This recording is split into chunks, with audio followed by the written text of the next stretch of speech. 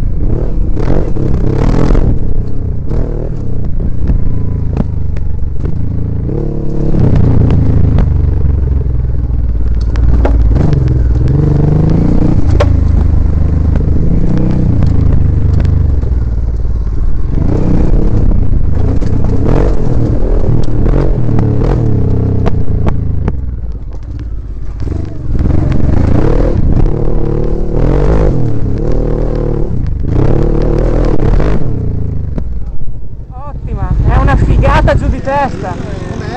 Hai la sella alta, quindi non devi stare sempre troppo spesso in piedi, che tutto fiato non si affaccia. Il motore è una bestia. È una figata giù di testa. Abbiamo visto andare.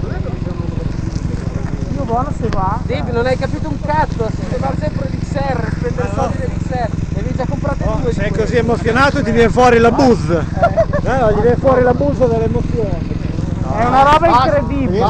Il Il motore ce n'è un sacco e non arrivi neanche a sfruttarlo mai tutto. Vero? Non c'è la stampella, zip, devi Però stare si lì. sentivano di quei ciocchi. Sì, beh, hai trovato la tua dimensione. Hai trovato la tua dimensione, sì. Porca puttana, che Ho studiato col caso stamattina. L'ho visto laggiù, vai che sembra un sicuro. No, no, No, lui, a te no, hai una canna forata, anche a me. Io l'ho letto. Devi fare le canne. Spaccati i coglioni, andiamo a provare, c'era la moto che era sullo stato di